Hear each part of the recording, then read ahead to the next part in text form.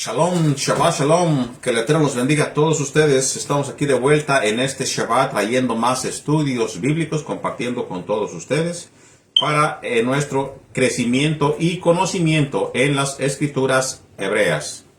Hoy en este día vamos a hablar acerca de los falsos maestros en la historia de Israel. Escuche bien, vamos a hablar acerca de los falsos hermanos que se quisieron ser maestros, pero hermanos de la congregación en la historia de Israel y hoy en día. Cuando decimos hoy en día es ejemplos que vamos a agarrar de el Brit Hadashah del Nuevo Testamento y los compartiremos con todos ustedes, cosas de las cuales pues ya hoy en las redes sociales no dejan esconder nada afuera al público porque hay ojos por donde quiera y todo lo que se hace es manifestado a todo el mundo a través de las redes sociales. Vamos a comenzar con nuestra oración que nos enseñó nuestro maestro Yeshua el Masías, que dice así: Padre nuestro que estás en el cielo, santificado sea tu santo nombre, venga a nosotros tu reino. Hágase, Señor, tu voluntad en la tierra como en el cielo. Danos hoy nuestro pan de cada día. Perdona nuestros pecados como nosotros perdonamos a quienes nos ofenden. No nos permitas caer en tentación, líbranos y guárdanos de todo mal. Tuyo es el reino, la gloria y el imperio, por siempre y por toda una eternidad. Amén y amén. Las bendiciones a nuestro Padre Celestial, bendito el Eterno que es bendito, Baruch et Adonai Hameborach. Bendito el Eterno que es bendito por toda una eternidad, Baruch Adonai Hameborach Leolam Baed. Bendito eres tú, nuestro Dios, Rey del universo, que nos has elegido entre todas las naciones y nos ha dado tu Torah. Bendito eres tú, Eterno, dador de la Torah. Baruch atah Adonai Eloheinu melech haolam, asher bahar banu mikol ha'amin benatan lenu et Toratot. Baruch atah Adonai noten ha-Torah. Baruch atah Adonai noten ha-Torah. Bendito eres tú, Eterno, dador de la Torah. Así que vamos a comenzar con nuestro estudio de hoy en día. Ese es un análisis bíblico. Tratamos de buscar los sucesos más resaltados o conocidos para traer ejemplo de los falsos hermanos en la congregación. Aunque en la antigüedad pues no se llamaban mucho como hermano, hoy en día que va a una congregación y dice, hermano, ¿cómo está? Se tratan entre hermanos como en una congregación en su uso cotidiano o también fuera de la congregación. Pues en Israel era cada persona de cada tribu y no se conocía, o al menos no hay un registro que se llamaban siempre hermano, hermano, hermano, pero hoy en día se ve así. Así que en el contexto de hoy en día, que conocemos como congregación, pues vamos a llamar los hermanos en la congregación. Y anteriormente eran todos también hermanos, todos son hermanos, hijos de un mismo padre, yéndonos hasta atrás de Abraham, Isaac y Jacob, de donde descienden las 12 tribus. Y entre ellos, el concepto de los falsos hermanos o de los falsos líderes en aquellos tiempos en la congregación, o sea, en todo Israel, pues es similar a los que hay hoy en día entre la congregación o entre lo que se conoce como iglesias, eclesia en griego. Todo esto pues vamos a ver en lo largo de la historia y lo que aconteció después de la venida de nuestro maestro Yeshua aquí a la tierra. En la Torá, vamos a irnos en la Torá, siempre tenemos que agarrar de la Torá. Recuerde que si nada se sujeta a la Torá no puede ser bíblico. Después, al final del estudio, voy a hacer una lectura de libros antiguos y los cambios que se han hecho desde la perspectiva hebrea a la griega. Cómo se hicieron cambios para llevarlos a diferente doctrina después que se decide apartarse por completo de nuestros hermanos Yehudí por parte de la conocida nueva iglesia o de los nuevos creyentes ya adoctrinados en diferente forma. Pero eso lo hablaremos al final. En la Torá, aunque no se usa una frase exacta como los falsos hermanos, el concepto se manifiesta a través de los falsos profetas que había en aquellos tiempos y también en las personas del mismo pueblo que intentaban desviar a la congregación, como hay muchos hoy en día. Bueno, hoy en día dirías, bueno, pero en la Torá dice profetas. Bueno, pues ahorita también hay muchos profetas de rango que lo que hacen es desviar al pueblo del contexto hebreo o bíblico. Es lo que hacen.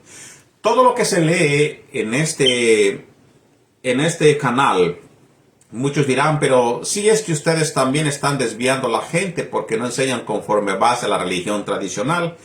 Todo lo que se enseña en esta plataforma de Palabra de Adonai es asentado en la escritura y estamos abiertamente a poder contestar cualquier cosa que usted no le parezca y que no lo entienda conforme al contexto bíblico con la escritura. Todo lo que se habla aquí es base bíblico en un contexto hebreo, contexto cultural hebreo y en el contexto del tiempo en el que se narraron o se dieron las cosas. No enseñamos nada si no se sujeta a la Torah y a los profetas. Recuérdese que otra vez vamos a repetir, si algo no se sujeta a la Torah y a los profetas, no puede ser una promesa del Todopoderoso.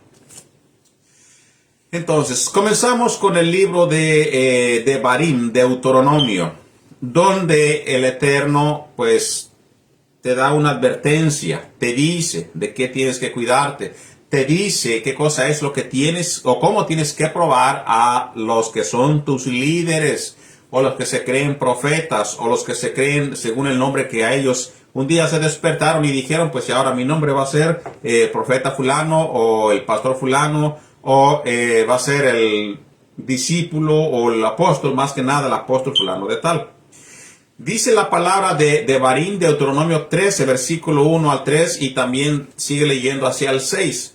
Cuando se levantare en medio de ti un profeta, oh soñador de sueños, y te dijere, vamos en pos de dioses ajenos, no darás oído a las palabras de tal profeta, porque el Adón, nuestro Dios, os está probando. Si te incitare tu hermano, hijo de tu madre, en secreto, diciendo, vamos y sirvamos a dioses ajenos, ¿okay? Tienes que ver quién es esa persona. Dice, no darás oído a las palabras. ¿Por qué dice no darás oído? ¿Cómo aplicaría en estos tiempos? Bueno, todos van a decir, pues es que en estos tiempos nosotros no adoramos a dioses ajenos. Sí, antes ese era el gran problema porque no había un adoctrinamiento como tal. Lo hay hoy en día. No existía la religión tradicional que hace que muchos se vayan para allá y para acá. No existían tantas creencias, había solamente una. Y entre de ellos salían profetas que a través de ellos hablaba el Todopoderoso. ¿Cuál era la debilidad más grande en aquellos tiempos? La idolatría. La idolatría. Así que, comparado con hoy en día, puede ser una falsa doctrina. Puede ser una falsa enseñanza. El que diga, no, yo tengo la verdad, esta iglesia sí te va a salvar y aquella religión te va a llevar al infierno. Bueno, todas estas cosas las puede utilizar una persona para manipular la mente de alguien. En este canal jamás me oirá decir a mí, es que si usted me sigue en este canal, esta es verdaderamente lo que te va a llevar a la salvación. No.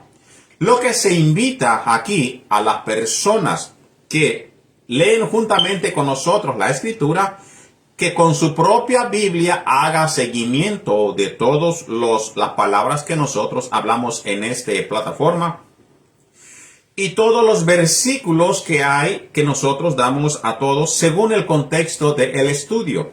Ahora, usualmente yo uso la versión israelita nazarena que fue revisada por nuestro maestro Joseph Álvarez en Puerto Rico y también utilizamos Reina Valera, la versión que ha sido revisada. La versión que ha sido revisada porque ya la Reina Valera que ha sido revisada no trae lo mismo que dice la Reina Valera 1960. Pero para no entrar en prejuicios, yo uso las cuatro. Uso Reina Valera 1960, Reina Valera restaurada. Uso la versión israelita nazarena 2018 y la versión israelita nazarena del 2011. También llego a extraer versículos de la versión que usa la religión católica. También utilizo esa Biblia, la versión Jerusalén. ¿Por qué uso la versión Jerusalén? Porque en la versión Jerusalén muchas de las cosas también ya han sido arregladas. Aún los mismos que utilizan la Biblia católica ya se han ido atrás a corregir errores que en otras escrituras se han puesto conforme quisieron ponerla o la entendieron. Y ya aún en esa Biblia pues ya la han ido arreglando, han ido restaurando las malas interpretaciones o corrigiendo los malos entendidos que se hicieron al momento de traducir la escritura.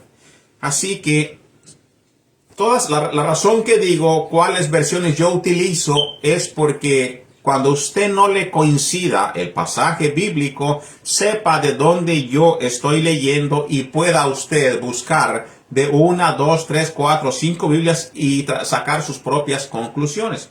La escritura menciona y dice que el Ruach HaKodesh, el Espíritu Santo, te va a guiar a toda verdad y a toda justicia. Pues pídele a Él que te guíe y te dé el conocimiento para que puedas tú entender o puedas ver qué cosa es una versión correcta que se sostiene al contexto hebreo y qué cosa es una versión que te aleja de el contexto hebreo en vez de acercarte. Yeshua, el Mesías, fue enviado a la tierra a acercarnos al contexto hebreo otra vez, a traernos para atrás, no alejarnos más, a traernos. No ha sido enviado sino a las ovejas perdidas de la casa de Israel. Y en todas doctrinas, en todas religiones se cree que nos llevarán otra vez para Jerusalén, para Israel, no a alejarte más. Así que la escritura tiene que sujetarse a la Torah y a los profetas. Y si no se sujeta a la autoridad de la Torah y los profetas, pues te va a alejar más. Entonces, ¿por qué? Porque no hay ninguna coincidencia entre la profecía y la manifestación de la profecía que está en la Torah. Todo lo demás no tiene base bíblico. Ahora, otros de los grandes sucesos entre los falsos hermanos de la congregación en el pueblo de Israel antiguo. En el libro de Números, capítulo 16, versículo 1 al 3 y 31 al 35. En el antiguo Israel tenemos una gran rebelión que hubo y trajo a muchos hermanos a perecer. ¿Qué cosa nos puede aplicar a nosotros este espíritu de rebelión? Este espíritu de rebelión nos puede traer a nosotros hoy una división entre las propias congregaciones, que hay un pastor, hay un hermano, un líder que es quien guía o quien enseña, quien da comida a sus ovejas, la palabra, y de entre ellos se levanta un espíritu de Coré que trae una rebelión, trae un pleito, una división. Esto lo estamos sacando de la Torah porque en la Torah tiene cumplimientos en el futuro. La Torah tiene sí doble cumplimiento, pero también es un ejemplo de lo que pasaría entre las congregaciones en un futuro. ¿Quiénes serían y qué pasaría a aquellas personas que traen estas disensiones entre las congregaciones? Dice así la escritura: Coré, hijo de Isaac, hijo de Coat, hijo de Leví, y Datán y Abiram, hijos de Eliab, y On, hijo de Pelet, de los hijos de Rubén, tomaron gente y se levantaron en contra de Moisés con 250 varones de los hijos de Israel. No actuó él solo. Se levantó él, por eso se llama la rebelión de Coré, pero también buscó de entre ellos más hermanos para poderse levantar en contra. ¿Cómo es que un falso hermano o un hermano con malas intenciones hoy en día hace en las congregaciones? Primero le viene a él la idea, pues yo sería mejor pastor o mejor líder de esta congregación. voy a platicárselo a alguien y voy a invitar a alguien, se lo voy a contar a fulano en la congregación. ¿Para qué? Para enseñarle que yo puedo ser mucho mejor que él. O que yo sí tengo la razón. Y de ahí se empieza la cadena hasta que se termina siendo un grupo que se levantan en contra de el líder de una congregación, de una iglesia. Ahí es donde más acontecen las cosas de una iglesia, vamos a decirlo como tal, porque allí es donde se encuentra un grupo de personas reuniéndose para poder leer las Sagradas Escrituras. Sigue diciendo la Escritura, la Torá. Príncipes de la congregación, de los del consejo, varones de renombre. No se buscó nada más a cualquier persona, no agarró cualquier niño, cualquier persona que no tenía nombre, cualquier persona que no tenía ninguna importancia. No se agarró una persona que fuera neófito. Si agarró a alguien de los del consejo, varones de renombre. Y se juntaron contra Moisés y Aarón y les dijeron: basta ya de vosotros, porque toda la congregación, todos ellos son santos, y en medio de ellos está Adonai. Aquí vemos que Coré quiso utilizar la santidad del Todopoderoso para poder traer su argumento delante de Moisés y Aarón. Porque dice, se juntaron contra Moisés y Aarón y les dijeron: basta ya de vosotros, porque toda la congregación, todos ellos son santos, y en medio de ellos está Adonai. ¿Por qué pues os levantáis vosotros sobre la congregación de Adonai? Y aconteció que cuando terminó él de hablar todas las palabras, se abrió la tierra que estaba debajo de ellos. Abrió la tierra su boca y los tragó a ellos, a sus casas, a todos los hombres de Coré y a todos sus bienes. Y ellos, con todo lo que tenían, descendieron vivos al Seol, y los cubrió la tierra, y perecieron del medio de la congregación. Y todo Israel, los que estaban en derredor de ellos, huyeron al grito de ellos, porque decían: no nos trague también la tierra. También salió fuego de delante de Adonai, y consumió a los 250 hombres que ofrecían el incienso. También ellos se murieron. ¿Por qué? Por querer levantarse en contra de un líder, en contra de una persona escogida por parte del Todopoderoso. Entonces, todo esto fue para que le sirviera como enseñanza que cuando el Eterno escoge a alguien para que sea un líder en una congregación, no es que se haga equivocado y después alguien de la congregación haya dadose cuenta: es que Dios se equivocó, este no era el líder, yo era el líder correcto para poder enseñar o para poder guiar a estas ovejas, a este rebaño en este ministerio. No, sino que de entre la congregación se tienen que levantar personas así para que se manifieste quiénes son los falsos hermanos en una congregación. Tenemos otro caso en el libro de Samuel, segunda de Samuel, capítulo 15, en el cual se habla en el Salmo 55, versículo 12 al 14.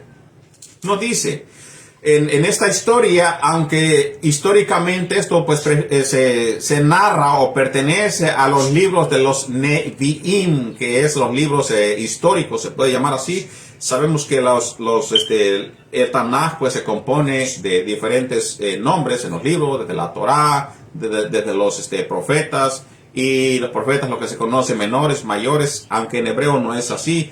En hebreo pues tiene sus nombres de lo cual se conforma el Tanaj, Torah, Nehemín, y más adelante que sigue el nombre de los cuales sacaron para que pudieran ellos notar que entre el nombre Tanaj abarcaba todo el nombre, todo lo que de donde ellos sacarían la información o pusieran juntos como lo que se conoce el Nuevo Testamento, que dice, bueno, el Testamento cubre desde el libro de Mateo hasta el libro de Revelaciones.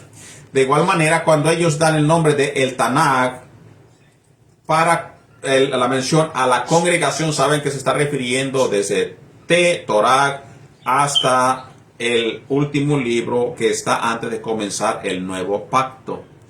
Y se conoce que ya después de dar la mención, Tanaj cubre todo lo que está escrito desde el Tanaj, que es lo que se conoce como la ley, los Nivim y los Ketuvim. Todo eso es lo que lleva el nombre de, ha puesto conocido como el nombre de Tanaj. Tanaj, Torah, Nevim y Ketuvim. Entonces, este libro pues es un libro histórico o un libro que nos da a nosotros ejemplos de lo que aconteció en los tiempos del rey David. Nos dice Salmo 55, versículo 12 al 14. Porque no me afrentó un enemigo. ¿Qué quiso decir David con eso? No me afrentó un enemigo. No era alguien que vino de allá afuera. Las personas en las congregaciones, tristemente, pero así ha acontecido desde la antigüedad, tristemente, no se cuidan de los de afuera, se cuidan de los propios de su propia casa o de su propia congregación, que es lo más triste. Dice, porque no me afrentó un enemigo, lo cual habría soportado, ni se alzó contra mí el que me aborrecía. Sorprendido el narrador aquí, sorprendido el rey David de lo que estaba pasando en esos tiempos. Así, de igual manera, en estos tiempos pasa lo mismo. Y esto es un gran ejemplo para que, bueno, no nos sorprenda, pero tenemos que cuidarnos de todas estas cosas. Dice, ni se alzó contra mí el que me aborrecía. O sea, aquellos que estaban, que eran mis rivales, ni siquiera fueron ellos. Porque me habría ocultado de él. ¿Por qué? Bueno, si nosotros sabemos que viene un pelotón de gobierno, un army, un centurión, como le quiera llamar, un ejército, vienen en contra de mí, y yo sé que son mis enemigos, pues ya sé que vienen, voy a correr a esconderme. Y de igual manera, en una congregación, si fuera una persona de afuera que viene a atacar a la congregación o al líder de la iglesia, probablemente se escondería para que no le pasara nada. Pero sigue diciendo el texto, sino tú, o sea, no fueron ellos, sino tú, hombre, al parecer íntimo mío. David está diciendo, no me cuidé de aquel de afuera, sino, sin esperarlo, en pocas palabras, tú. Hay una regla en los estudios bíblicos, cuando usted conoce las reglas de la escritura, cómo se tiene que leer un texto. Hay una regla que en la escritura, cuando un texto no te describe exactamente, pero te da a entender. Por ejemplo, si nosotros decimos que Yeshua vino y trajo un pacto nuevo, quiere decir que, aunque ahí no te está diciendo ya había uno antiguo, pero tú lógicamente entiendes que ya había uno antiguo. Ya sabes tú que había un antiguo, un pacto antiguo. Entonces, hay unas reglas bíblicas donde tú tienes que entenderlo sin que nadie te lo diga, lo que te está diciendo y narrando en la escritura. Sigue diciendo. Dice, al parecer íntimo mío. Y no era cualquier cosa. Este es lo más triste, cuando alguien de tu derecha te da dice uno, la patada más dura. En mi país había un dicho que dice que el burro más manso te da la patada más fuerte donde menos lo esperas. ¿Qué cosa pasó a David? ¿Qué cosa dice? Dice, al parecer íntimo mío, mi guía, no era cualquier persona, era mi guía, dice, y mi familiar, el mismo de su casa, de su congregación o de su ambiente donde él tenía, si podemos decirle, su mesa de gabinete, que era una de las personas de confianza. De igual manera, en las congregaciones, muchas veces que son la mano derecha del pastor, se levanta en contra de quien es su líder. Dice que juntos caminábamos dulcemente los secretos y andábamos en amistad, en la casa de Dios. Así que entre estas palabras, entre estos dichos, pues hay mucho que aplicar a las congregaciones de hoy en día. Hay mucho que aplicar en las cosas de hoy en este día. Lo que aconteció con este hombre Ahitofel. Voy a leer, quise traer un poquito más de contexto, busqué un poquito más de información acerca de este caso porque me interesó, ya que se trata de alguien que es de tu confianza y mayoritariamente en las congregaciones los que más son de tu confianza tristemente son los que te dan la puñalada en la espalda. Vamos a ver lo que encontramos como contexto bíblico y claves para la posición y las herramientas de este estudio que estamos dando hoy en este día. ¿Quién era Ahitofel? Su nombre significa hermano de la locura o de la ruina, según los nombres que se dan, el significado de los nombres en el contexto hebreo. Era considerado un oráculo viviente, según 2 de Samuel 16, versículo 23, que era una persona sabia, no era cualquier persona. Dice que su consejo era como se consultara la palabra misma de el Padre de Dios. O sea, que era una persona que tenía sabiduría, no era cualquier gente. Por eso cuando nosotros leemos que dice íntimo mío, mi guía, dice en el Salmo 55, versículo 12 al 14, no era cualquier persona. Esto demuestra que un falso hermano que puede poseer una sabiduría impresionante y una reputación intachable dentro de la comunidad puede ser el mismo que te dé la espalda por envidia o por celos en contra de tu ministerio. ¿Cuál es la raíz de la amargura oculta? En el texto bíblico revela que Ahitofel era abuelo de Betsabé. En 2 de Samuel 11, versículo 3 y el 23 al 34, él guardaba un resentimiento profundo en secreto contra David por el pecado cometido con su nieta y el asesinato de Urías. Cuando usted lee estos acontecimientos, pues saben ustedes que Urías fue uno de los personajes que él puso enfrente y pues murió por decisión por pecado de que cometió David en el pueblo de Israel. Y Urías pues murió por cuestión de que lo pusieron enfrente de la batalla. Entonces, este personaje tenía esta raíz de amargura en el corazón y en su tiempo se manifestó lo que él tenía guardado en secreto. ¿Cómo aplicaría esto en una congregación de hoy en día? De la misma manera que aconteció, nos sirve a nosotros como un gran ejemplo. Si tú cargas una raíz de amargura, tarde o temprano se tiene que manifestar. Y el problema de eso, o tristemente, la manifestación de eso no va a traer reconciliación, ni va a traer bendición, ni a tu vida, ni a aquellos que están a un lado de ti. Sino que en la manifestación que dé la raíz de amargura traerá destrucción, ya sea a tu familia, ya sea a tu congregación, o ya sea en cualquier lugar o ambiente donde se dé a conocer el rencor que traes tú guardado en tu corazón.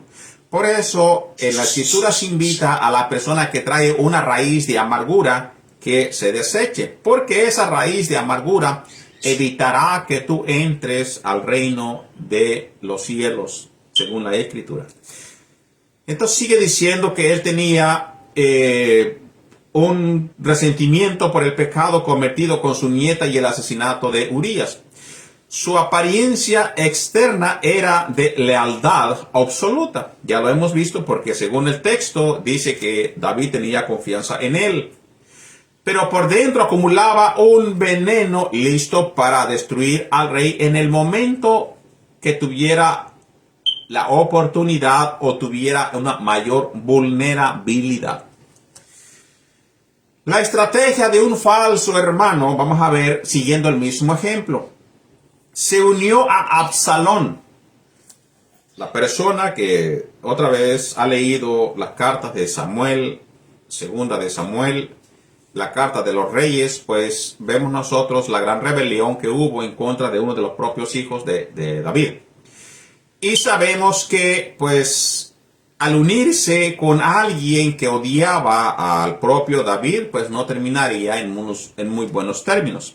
Entonces, en 2 de Samuel, capítulo 15, versículo 2, vemos que este hombre se unió a Absalón en una conspiración política y religiosa, operando en las sombras, o sea, en las escondidas. Pidió liderar personalmente a 12,000 hombres para asesinar específicamente a David, basado en 2 de Samuel 17, versículo 1 y 2, revelando una malicia o un coraje en desmedida, disfrazada previamente de devoción, antes de que se manifestara esa amargura que él traía en su corazón.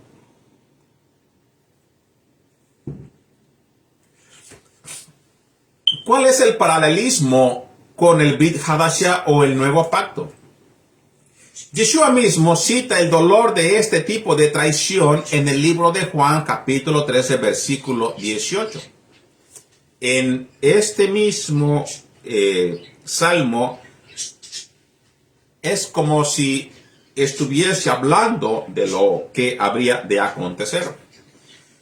Estaría dándote una profecía profética, una profecía que en un futuro se cumpliría y que también pues se cumplió en los tiempos que se escribió estos textos. En el libro de Juan, capítulo 13, versículo 18, usando el Salmo 41, versículo 9, dice: el que come pan conmigo levantó contra mí su calcañar. ¿Cuál? En pocas palabras te está diciendo lo que dijo David mismo,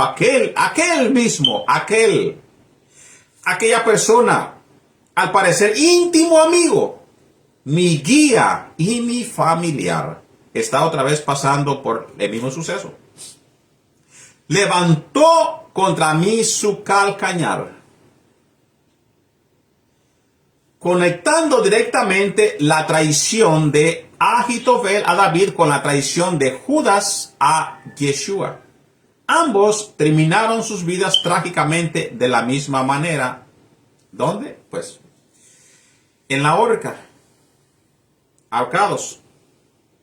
¿Por qué? Porque se levantaron de entre su propio familiar, de entre sus hermanos, en contra del líder, a quien les dio la confianza. Se levantaron en contra de ellos mismos y su final pues no terminó nada bien. No hay un final feliz para la persona que se levanta en contra de un líder, que divide una congregación, que digan: este personaje pues tuvo un final bonito, su iglesia se llenó de personajes, de personas, de seguidores, y él terminó enseñando nada más que la pura verdad. No puede ser así. ¿Por qué? Porque ya entre él hubo un espíritu de división, de pleito, de levantarse en contra de sus propios pastores. Ahora, después de haber explicado esto, vamos a irnos al Brit Hadashah, donde también nuestro maestro nos advierte de tales personajes, y también así hacia adelante con nuestro hermano Rab Shaul, o Pablo de Tarso, al cual también pues se le acusó de muchas cosas como tal, pero nada comprobado. En el concepto se vuelve sumamente explícito. Los apóstoles y el mismo Yeshua el Mashiach advirtieron repetidamente que se infiltrarán personas falsas en las comunidades locales, ahora ya internacional, porque el evangelio pues se esparce en todo el mundo, y siempre hay aquello que se conoce como la zorra pequeña que viene a dañar el redil. Mateo 7, versículo 15. Guardaos de los falsos profetas que vienen a vosotros vestidos de ovejas, pero por dentro son lobos rapaces. Recuérdese que el amigo de David era alguien que se vestía y caminaba en una comunión o santidad perfecta, hasta el momento que se manifestó lo que traía en su corazón. La apariencia engañosa, Yeshua lo describió mostrando que tienen un vocabulario, la vestimenta y la música de una oveja, o sea, el espíritu de una oveja, pero el apetito destructor de un lobo rapaz. El comportamiento de un falso hermano, según la Escritura, se resume en apariencia de piedad, pero eficacia de destrucción. No se les detecta por cómo empiezan o por cómo hablan, sino como dijo el mismo Yeshua en Mateo 7, versículo 16. Por sus frutos los conoceréis. Recuerda que un árbol se siembra. ¿Por qué? Porque a lo mejor alguien va a venir con la idea y va a decir, pero hay una persona que va a la congregación y este personaje dicen que es malo y que no sabe qué, pero nosotros no hemos visto nada malo. Y según sus frutos se tiene que dar a conocer. Escucha, por eso te digo que hay textos en la Escritura que tienes tú que analizarlo conforme a su contexto o lo que te está utilizando como simbolismo para que lo aprendas. El árbol no nace ya dando frutos.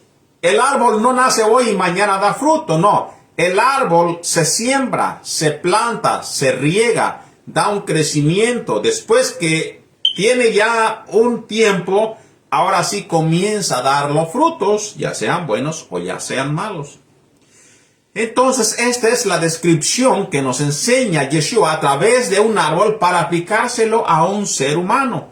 No es que vayas a ver de una cosa de un día para otro. Hay muchos que a lo mejor fueron con intención de eso y llegando a lo que vino.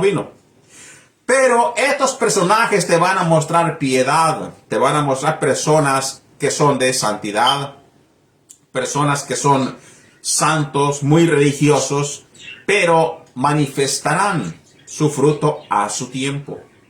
Mateo 13, versículo 24 al 30, la parábola del trigo y la cizaña. De allí aprendemos nosotros a discernir y a conocer cómo es que es el crecimiento del ser humano que tiene que dar su fruto a su tiempo.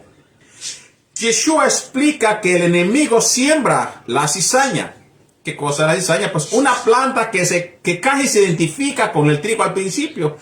Un día, cuando yo andaba en mi país, en México, fuimos a un lugar donde había plantas que yo conocí como trigo. Yo ya sabía cómo se veía el trigo y pensé que eso era trigo. Pero al momento de que yo me acerqué y pregunté, me dijeron, no, este es como el trigo, pero no es un trigo. Pero no pude hacer distinción al momento que iba creciendo, que era verde. Ahora, si ya hubiese ido yo en el momento que se tiene que cosechar, hubiera visto que el fruto de esa planta, pues no tenía nada, no había fruto en su apariencia de planta donde da los frutos, no hubiera ninguna semilla, no hubiera cosechado nada. Pero al momento no pude discernir entre el trigo y la cizaña. Entonces es una planta que se ve casi idéntica al trigo al principio. Directamente en medio del campo de trigo crecen juntos en la congregación hasta el tiempo de la cosecha o hasta el tiempo donde tiene que dar el fruto. Veremos entonces qué cosa es lo que da por resultado en esta enseñanza del trigo y la cizaña. Es tan importante porque así nos ayudará a nosotros a conocer a alguien en la congregación. Dice la versión Reina Valera 1960. Le refirió otra parábola. La razón que la voy a leer es porque vamos a ver la descripción que hay. Si nosotros enfocamos y hacemos exégesis en el texto, vamos a ver cómo es que crecen los mismos en una congregación. Pero al momento de dar el fruto, allí es donde se manifiesta el falso hermano. Le refirió otra parábola diciendo, el reino de los cielos es semejante a un hombre que sembró una buena semilla en su campo. Pero mientras dormían los hombres, vino su enemigo y sembró cizaña entre el trigo y se fue. Cuando salió la hierba, dio fruto. Entonces apareció también la cizaña. Vinieron entonces los siervos del padre de familia y le dijeron: Señor, ¿no sembraste buena semilla en tu campo? ¿De dónde pues tiene cizaña? Él les dijo: un enemigo ha hecho esto. Y los siervos le dijeron: ¿quieres pues que vayamos y lo arranquemos? ¿Quieres que lo vayamos y vamos a ver quién es para sacarlo? No, dijo así. Él les dijo: no sea que al arrancar la cizaña, arranquéis también con ella el trigo. Bueno, porque para que no te vayas a equivocar, no vaya a ser que saques a una persona incorrectamente y que no sea esa cizaña. Porque es muy fácilmente, aquí les está diciendo otra vez lo que no te dice el texto, pero lo que tienes que imaginar es que entonces, en conclusión, esto se parece mucho. Se parece mucho y puede ser que equivocadamente, al querer arrancar la cizaña, también se lleven una planta de trigo. Pero, ¿qué cosa es lo que le dice? Dejad crecer juntamente lo uno y lo otro hasta la siega, y al tiempo de la siega yo diré a los segadores: recoged primero la cizaña y atadla en manos para quemarla, pero recoged el trigo en mi granero. ¿Qué te está diciendo con esto el texto?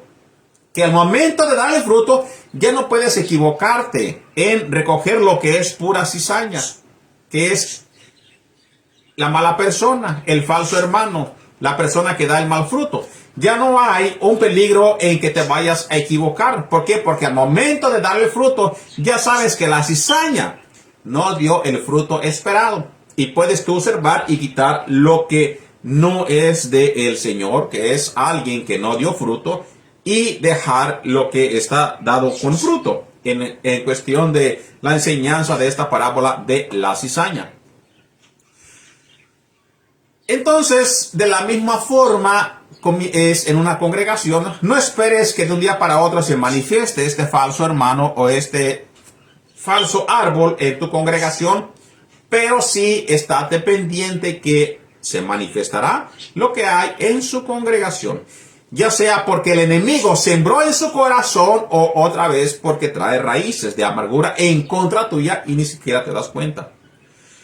Otra vez vemos nosotros en otro acontecimiento de Judas Iscariote, el prototipo de falso hermano, de la misma forma, que también no era alguien del cual Yeshua tenía que cuidarse, que conocía, pero este va a ser en un futuro. No, caminaba con él, comía con él, participaba con él, también expulsaba demonios, también era partícipe de los milagros, también caminó con el maestro. Esto es la cuestión más grande que hay que tener cuidado.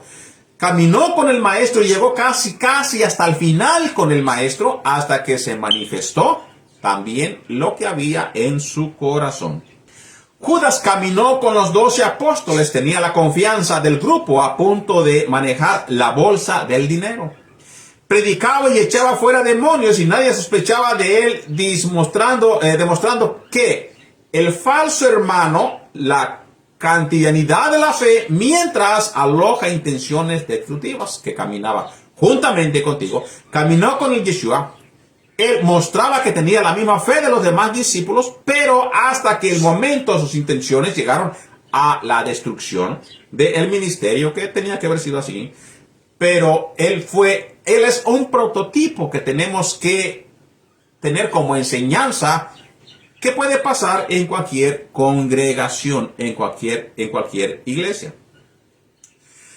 Así que, pues, él fue partícipe de la cotidianidad de la fe, mientras después de esto alojó intenciones destructivas. Juan 12, versículo 4 al 6. Y dijo uno de sus discípulos, Judas Iscariote, hijo de Simón, el que le había de entregar: ¿por qué no fue este perfume vendido por 300 denarios y dado a los pobres? Aquí vamos viendo la descripción de un personaje con un amor, entre comillas, con una fe, entre comillas, con una enseñanza, entre comillas, y con una preocupación, entre comillas, por el prójimo, por los pobres, que en la Torá dice que tenemos que ayudarles. Su preocupación por el prójimo necesitado. Un prototipo de un falso hermano disfrazado de oveja en una congregación. Si nosotros, según los estudiosos, según los estudiosos, el ministerio de Yeshua fue 1 año, según otros fue 3 años. Haya sido el tiempo que haya sido, tomó tiempo para que se manifestara lo que había en Judas, el quien traicionaría a Yeshua, Judas Iscariote, hijo de Simón. Dice, pero dijo esto no porque se cuidase de los pobres, sino porque era ladrón. Y teniendo la bolsa, sustraía de lo que se echaba en ella. O sea que parte iba para el César y parte iba para su bolsa. Parte era para ayudar y parte era para su bolsa. Una descripción de un falso hermano típica del cual puede acontecer en cualquier congregación. En las cartas de Rab Shaul, Pablo es quien utiliza directamente el término en español, su equivalente en el griego, pseudadelphos. Y esto que está diciendo él para los falsos hermanos, pseudadelphos, Gálatas 2:4. Y esto a pesar de los falsos hermanos introducidos a escondidas, allí pues llegaron ya con intención, ahí ya se puede poner como el enemigo que entró para poner cizaña, puede más o menos semejarse a ese texto. Y esto a pesar de los falsos hermanos introducidos a escondidas que entraban secretamente para espiar nuestra libertad que tenemos en el Mashiach, Yeshua, para reducirnos a esclavitud. También hay personajes de los cuales se introducen para espiar y criticar las doctrinas de otras congregaciones y presentar de que no, ellos sí son quien tiene la razón. Por eso invitamos a todos ustedes a que lean su Biblia cuando alguien les esté enseñando. Y si la interpretación que le dan no asimila o no pertenece al contexto que lleva la narrativa, no hay que creer. Están enseñando falsamente. Segunda de Corintios 11, versículo 26. En caminos muchas veces en peligros de ríos, en peligros de ladrones, peligros de los de mi nación, peligros de los gentiles, peligros en la ciudad, peligros en el desierto, peligros en el mar, peligros entre falsos hermanos, los cuales se introducen sin que te des cuenta. También terminan trayendo destrucción a una congregación y también al propio líder de ella misma. Cuídate de los falsos hermanos en tu congregación. Otro ejemplo, Hechos 20, versículo 29 a 30. Porque yo sé que después de mi partida entrarán en medio de lobos rapaces. Entrarán en medio de vosotros lobos rapaces. ¿Cómo entran estos lobos rapaces? Entran como si fueran hermanos también de una congregación. Entran como ovejas. Pero ¿qué sigue diciendo? Que no perdonarán al rebaño, y de vosotros mismos se levantarán hombres que hablen cosas perversas para arrastrar tras sí a los discípulos. Hombres que hablen cosas perversas, ¿para qué? Para extraer beneficio, traer a las ovejas, separarlas y llevarlas, siendo ellos mismos como un líder para ellos. También para la destrucción de las propias congregaciones. Muchas de las cosas que se está viendo hoy en día es las separaciones, los peleos entre una congregación, divisiones por causa de estos falsos hermanos que traen problemas a una congregación, lo cual dañan en vez de traer el beneficio a la congregación. Una cosa es, y no quiero dejar pasarlo por alto, porque a lo mejor va a haber alguien que va a decir, sí, pero es que él no estaba enseñando la verdad. Bueno, para eso se le habla, para eso se habla. Si tú dices que tú tienes la razón y sabes que él te da una falsa enseñanza y tú eres su mano derecha, o eres su discípulo, o eres alguien de esa congregación con un título, la Biblia te describe y te dice cómo tienes que actuar. Primero, hablándole, esto no es así, esto es con esto y enseñándole con pruebas. Después, con un personaje más, con un testigo. Después, con la congregación. Y si se sigue enseñando torcidamente, pero ya comprobado por la Escritura, entonces es cuando no con violencia, no con mal corazón, se hacen las cosas con sabiduría para mostrar a los hermanos que sí se está enseñando falsamente, pero sin traer divisiones, sin traer pleitos en una congregación. En este caso, terminó con la muerte de Yeshua.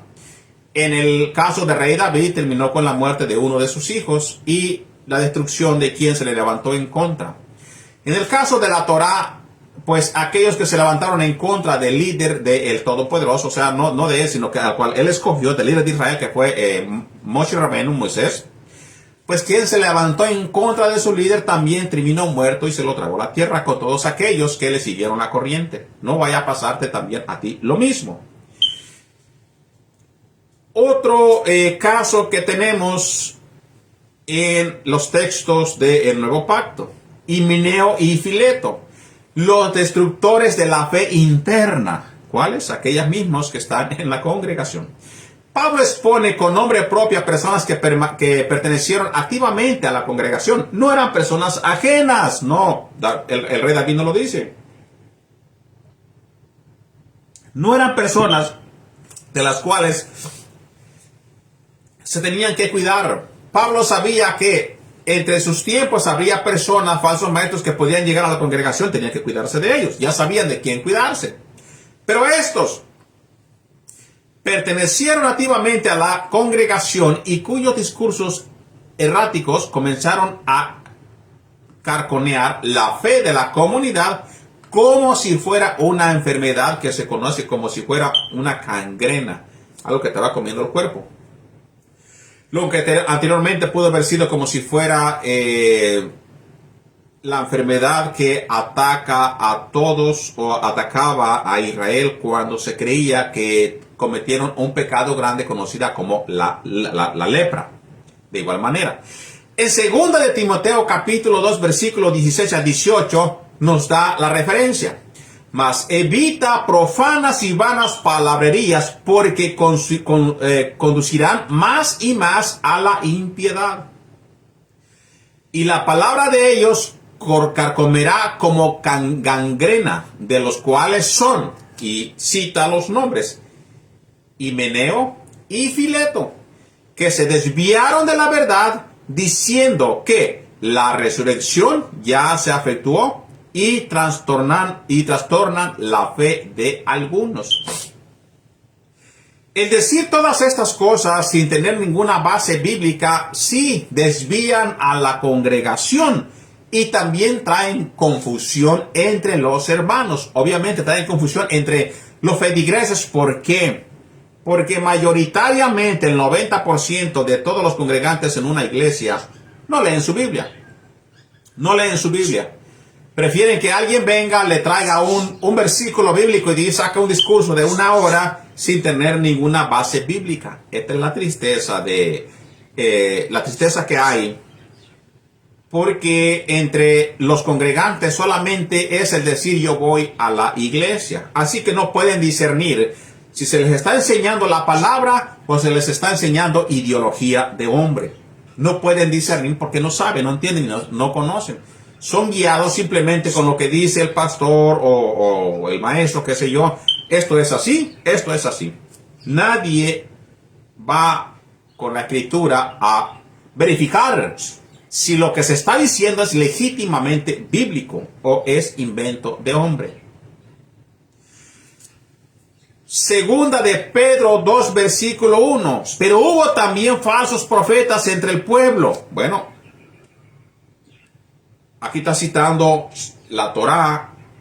Pedro se está mencionando a lo que ya aconteció. Recuérdese que cuando el Nuevo Testamento conocido, el Brit Hadashah, no existía, no iban a las cartas de Pablo y de Pedro para ver qué cosa va a acontecer o cómo tenemos que hacer las cosas. Ellos sabían que tenían que hacerlo conforme a la Torá. Por eso, cada referencia que se hace en el Nuevo Testamento se está haciendo referencia a la Torá, porque eso se enseñaba. No había cartas paulinas, ni cartas pedrinas, no había nada de esto. Cartas de Juan, Nuevo Testamento, no había los 4 evangelios, no había nada de esto. Se enseñaba la Torá, se enseñaba lo que estaba ya escrito. Por eso, cita. Pero hubo también falsos profetas entre el pueblo, enseñándote lo que también vendría en un futuro, hoy en día. Como habrá entre vosotros, habrá quiere decir en un futuro. Habría pasado y también va a suceder lo mismo, habrá en un futuro. Como habrá entre vosotros falsos maestros que introducirán encubiertamente herejías destructoras. ¿Por qué destructoras? Porque no se sujetan a la palabra del Todopoderoso para hablar de ellas, sino que son herejías o cosas errantes que no están sujetadas a la palabra del Todopoderoso.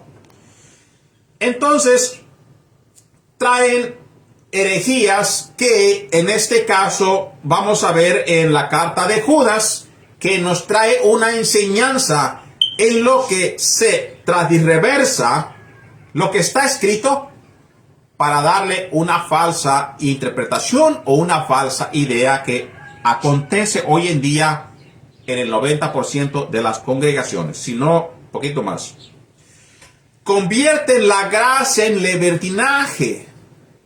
¿Para qué? Para buscar su propio beneficio. Esto hay por montones en todas las congregaciones. Simplemente que pues como se sujetan a lo que es el libertinaje de la gracia, no lo ven como si fuera algo no bíblico. Y la persona que le gusta el libertinaje, pues no hay ningún problema. Mientras tú le hablas conforme a lo que quieren oír, están pacíficamente congregados y están de corazón en esa congregación, sin saber que les están sacando su beneficio o les está enseñando erróneamente. En muchas ocasiones el falso hermano busca acomodar la palabra de Dios para justificar conductas inmorales o ve la fe como negocio para beneficio propio. Escuche bien lo que estoy narrando, no estoy leyendo la Biblia, lo estoy narrando de las cosas que se puso en el estudio. En muchas ocasiones, un falso hermano, basado en el texto bíblico y en los textos desde Jeremías e Isaías, donde ya se profetiza los falsos pastores, también tenemos que buscarlos nosotros o entender de que en estos tiempos también existen todas estas cosas. Los falsos pastores desde la antigüedad ya estaban descritos en la Escritura. Ya estaban mencionados en lo que se conoce como el Tanaj o el Viejo Pacto o Viejo Testamento. El beneficio de ellos es extraer lo que la oveja le da, hablando, buscando acomodar, no aplicándola como tiene que ser, no, buscando acomodar la palabra de Dios para justificar las palabras que él está hablando. ¿Cómo funciona esto? Bueno, si la persona le gusta escuchar lo que estás haciendo bien, pues voy a traer una prédica donde está diciendo que lo que tú estás haciendo no hay ningún problema con ello. Y no voy a traer una crítica según la escritura bíblica, no voy a traer una crítica en contra de eso, sino que le voy a hablar a favor de eso, para que a quien o del cual yo tengo beneficio no se vaya de mi congregación y siga congregándose para mi propio beneficio personal mío. Bueno, en Judas 1, versículo 4, tenemos un gran ejemplo. Y segunda de Pedro, capítulo 2, versículo 3. Dice: Porque algunos hombres se han infiltrado encubiertamente, los cuales desde hace mucho están marcados para esta condenación, hombres impíos que convertirán la gracia de nuestro Dios en libertinaje. ¿Qué nos está diciendo el texto entonces? Que hay personas que malinterpretan la gracia para traer libertinaje en las congregaciones. En las congregaciones traen la palabra y dice, pero es que porque en la gracia nos quiere decir que ya nada de lo que nosotros hacemos pues cuenta mal. Ya lo que nosotros hacemos, como estamos en la gracia, no podemos pecar. No podemos pecar. Entonces, de estos tenemos que cuidarnos. ¿Por qué? Porque convierten la gracia en libertinaje. Ejemplo, en el pasado, Jeremías 23:16. Así ha dicho Adonai de los ejércitos, Adonai Sebaot. No escuches las palabras de los profetas que os profetizan. Os alimentan con vanas esperanzas. Hablan visión de su propio corazón y no de la boca de el Todopoderoso. Hablan mentira, hablan vanidad. Están hablando para poder extraer beneficio, para sacar algo de esa congregación y pueda yo traer algo para mí. Ahora, en Judas claramente nos está diciendo que estas personas desde la antigüedad ya están marcados para esta específica tarea, para condenación. ¿Cuáles? Aquellos, dice, hombres impíos que convierten la gracia. ¿Qué cosa es la gracia? También uno de los problemas está en no conocer qué significa la gracia, desde cuándo existió la gracia. Para eso estamos trayendo un estudio que lo voy a presentar en el siguiente Shabbat acerca de qué es la gracia, cómo es que se tiene que entender la gracia, cuándo existió, cuándo fue que se mencionó, dónde está, qué quiere decir. Eso lo vamos a compartir con ustedes en el siguiente Shabbat para que entendamos qué es la gracia en realidad. Ejemplo de Simón el mago que quiso comprar el don para traer un beneficio. Como hay muchos predicadores que tratan de usar el don de Dios o lo usan para traer beneficio de las ovejas, falsos hermanos. Simón se creyó, incluso se bautizó en la comunidad de creyentes. Sin embargo, su motivación profunda era el poder, la fama y el dinero, intentando comprar los dones del Ruach HaKodesh, los dones espirituales, de los cuales también hay muchos en esta época en las congregaciones, los cuales predican para atraer su bolsillo siempre ocupado, para atraer beneficio. Muchos de ellos para tener fama, otros para criticar, pero nunca para hablar la verdadera palabra de Dios. Y no lo hacen de corazón. Simplemente son hermanos de fama y de nombre, pero son falsos hermanos. Lo hacen por su propio beneficio. Hasta donde yo tengo entendido, el evangelio no se vende. El evangelio no se compra. La salvación no la compramos nosotros. Fue un regalo que nos dio nuestro Padre a través de su Hijo. No es algo que yo tengo que venderlo para poder traer dinero hacia mí. No es algo que yo puedo negociar. Y este hombre quiso negociar el don de Dios, los dones del Espíritu Santo, los dones de la santidad del Espíritu, para poder traer beneficios a su bolsa. Hechos 8, versículo 20 al 21. Entonces Pedro dijo: tu dinero parezca contigo, porque has pensado que el don de Elohim se obtiene con dinero.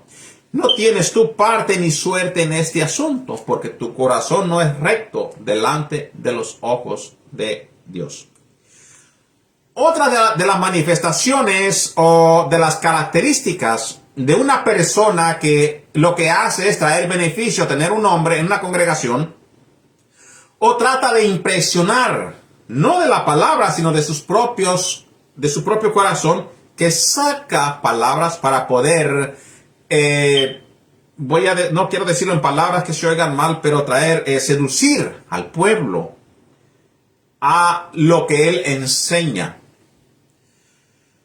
Una de sus palabras es que de sus dones que tienen ellos en una congregación es el saber hablar. Hablan bonito. Esta es una de las características de un falso hermano. ¿Por qué? Porque una persona que en una congregación no tiene que hablar bonito para que le caiga bien a la gente. Tiene que hablar la palabra de Dios y ya. La palabra de Dios y ya. Sí, sacando ejemplos, cosas que acontecieron, pero con la palabra. Deja que la palabra hable y que el Espíritu Santo te guíe cuando tú la recibas. Yo no tengo que hablarte bonito para que te guste bien lo que yo predico. Yo predico la palabra. Si no te gusta la palabra, pues busca en otro lugar. Pero aquí se habla la palabra. Y cuando la persona quiere aprender palabra, conocer palabra, pues cuando se le habla con la palabra, aunque las cosas que él está haciendo están mal, las recibe porque dentro de su corazón quiere caminar en rectitud, quiere conocer, quiere alimentarse de la palabra del Todopoderoso.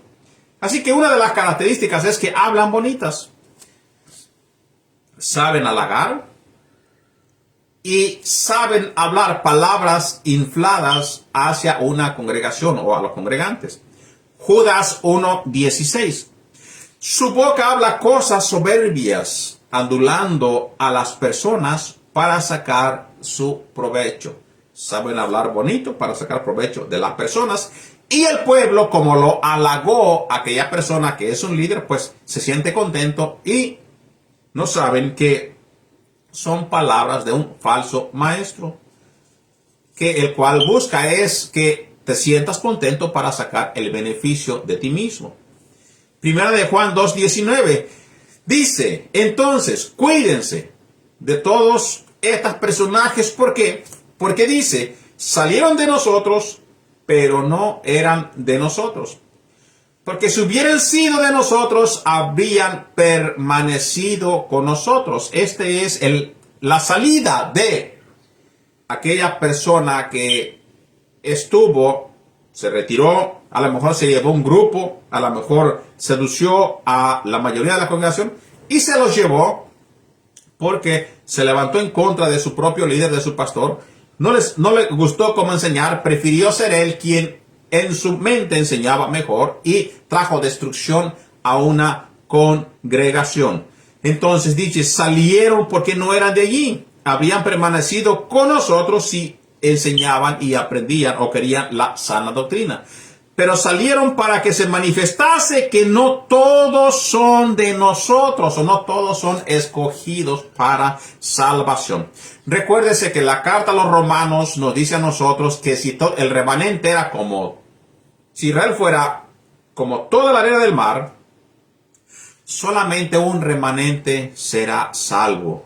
¿Por qué? Porque de entre todos no quiere decir, como dijo en los tiempos de Yeshua, ni cuando Juan, hablaba a los fariseos, no todos son hijos de Abraham. ¿Por qué? Porque no todos hacen las obras que hizo Abraham. ¿Y qué fue lo que hizo Abraham? Bueno, Abraham creyó, confió y obedeció.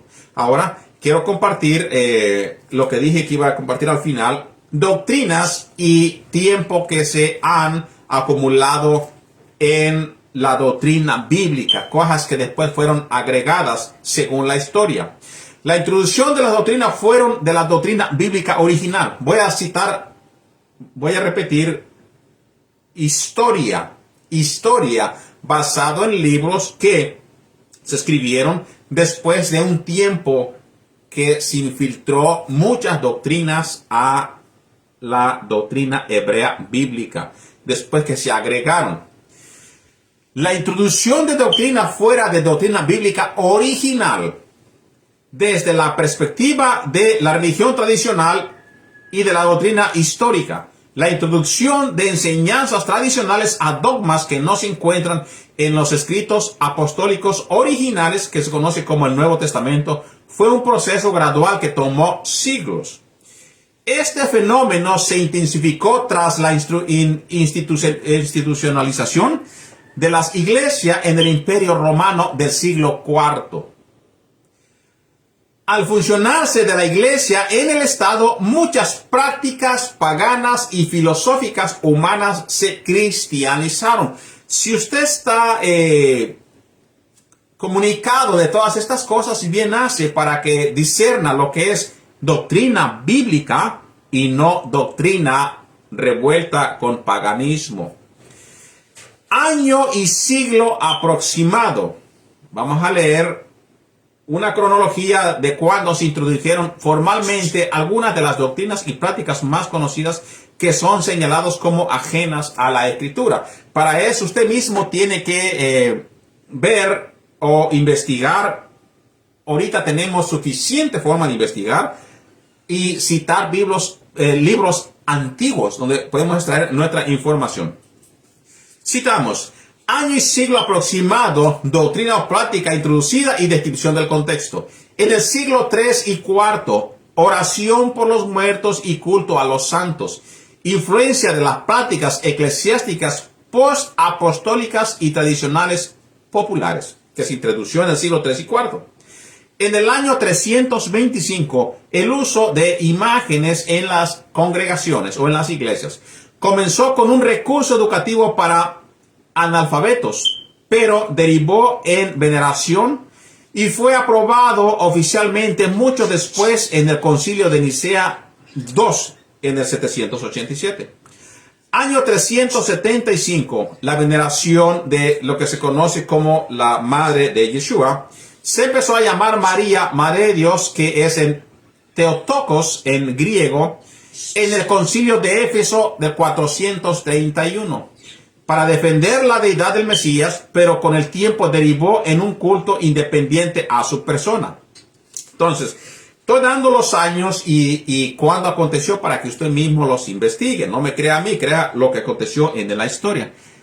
Año 593, la doctrina del purgatorio. En el Papa Gregorio Magno empezó a enseñar sobre un lugar de purificación temporal, idea que no aparece en el canon bíblico protestante ni en los evangelios como tal. Se estableció como dogma en el Concilio de Florencia 1439. Año 607, el Papa Universal. El emperador Focas le otorgó el obispo de Roma a Bonifacio III el título de obispo universal, consolidando la figura del Papa como cabeza suprema sobre toda la eclesia o iglesia en tiempos modernos. Año 1079, el celibato obligatorio, decreto por el Papa Gregorio VII. En la Biblia, 1 Timoteo 3, se permite que los obispos y pastores estén casados. Más adelante, o aún en la actualidad, se prohíbe tal cosa de que un papa se pueda casar. Se tiene que se dirija 100% a la congregación.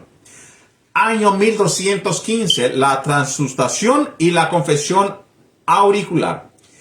En el Concilio Letrán IV definió que el pan y el vino convierten literalmente en el cuerpo y la sangre de Cristo y obligó a la confesión de pecados ante un sacerdote al menos una vez al año. Todos sabemos que esto, cada vez que viene Pesaj, sí es un requerimiento que tiene que la persona saber que tiene que estar en comunión y limpio de pecados, porque nos dice la Escritura que el que no lo haga como tal puede traer enfermedades. Eso lo dice la carta a los Corintios.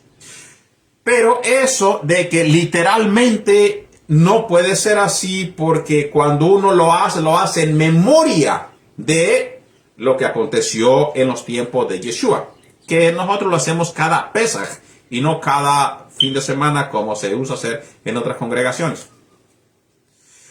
Año 439, los 7 sacramentos.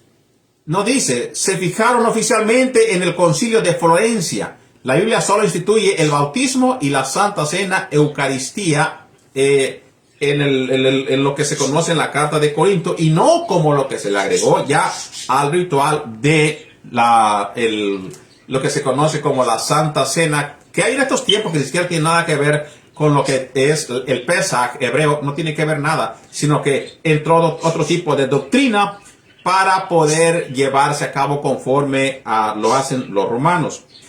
Año 1546, inclusión de los libros apócrifos deuterocanónimos. En el Concilio de Trento, la Iglesia Católica declaró oficialmente como canónicos libros que los judíos y los primeros cristianos consideraban inspirados, en respuesta a la Reforma Protestante. Ahí fue donde se hicieron los cambios. Año 1854. Tenemos nosotros la Inmaculada Concepción de María, que se fue mucho después de los primeros creyentes en el Mesías. Y fue por el Papa Pío IX, declaró como dogma que María pues nace sin pecado original, la cual pues en los rezos que escuchaba yo anteriormente se mencionan todas estas cosas, y se cree porque es algo que se dio, libros que se dan gratis, y las personas a veces con hambre de aprender los agarran y los llevan por práctica y creencia porque piensan que eso es la verdad. Año 1870, la infalibilidad papal, en pocas palabras, como mayor autoridad, y quien es el único que tiene autoridad entre Dios y los hombres, el papado, no fue desde el principio, sino que eso fue mucho más adelante, que se puso también como doctrina. La razón que leo esta historia es porque hay doctrinas que se pusieron sobre la doctrina hebrea que no tiene que ver nada con la Escritura. El Concilio Vaticano I declaró que el Papa no puede equivocarse cuando habla ex cátedra oficialmente sobre fe y moral. Quiere decir que él es la máxima autoridad en lo que él habla y en lo que concierne a la iglesia, en lo espiritual. El movimiento entonces de la Reforma Protestante del siglo VI, liderado por Martín Lutero y Juan Calvino y otros, nació precisamente con una protesta contra estas doctrinas acumuladas utilizando el principio de sola scripta, o sea, solo la escritura y no la dogma. No la dogma. Entonces, cuando la persona leyó, me imagino que Martín Lutero leyó por sí mismo solo la escritura, dejando la dogma de la religión, pudo entender de que la escritura que enseña totalmente diferente a lo que enseñan los dogmas y las creencias de los primeros, o de los, no primeros, pero de los líderes religiosos romanos, argumentando que la Biblia debe de ser la única forma de fe y práctica, rechazando las tradiciones humanas que contradijeron el texto bíblico original. Así que quería compartir con ustedes estos. Es importante conocer la historia y saber qué cosa es lo que nosotros practicamos y creemos según nosotros en nuestro corazón. Cuando nos arrimamos a la religión, nunca sabemos quién nos enseña la verdad y quién nos enseña la mentira, o quién nos está enseñando frases bíblicas o frases de hombres, doctrinas de hombres. Para eso, pues, tenemos que investigar y conocer poquito historia, conocer poquito de nuestras raíces hebreas, conocer quiénes somos, qué enseña la Escritura, en qué contexto lo enseña, cómo lo enseña, quiénes estaban ahí, quién habló, por qué lo dijo, conocer sus prácticas religiosas, conocer su práctica en cuestión de ley como la ley de aquí de Estados Unidos, la ley de México, la ley de cualquier otro país, y conocer por qué hacían las personas cuando se le dijeron tales palabras. Yo a ustedes los invito a que conozcamos nosotros contextos, historia, para así no llevar una frase bíblica y ponerla a mi contexto de vida, sino que no era lo mismo lo que ellos creían a lo que yo creo hoy en día. no éramos las mismas prácticas que practicaban antes que a los que se practican hoy en día en muchas circunstancias.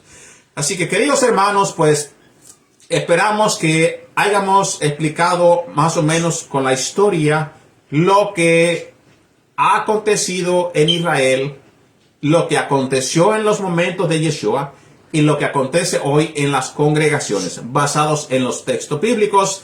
Esperemos que esto le haya servido como enseñanza y le haya abierto un poquito los ojos para que estemos alerta donde quiera que nosotros estamos.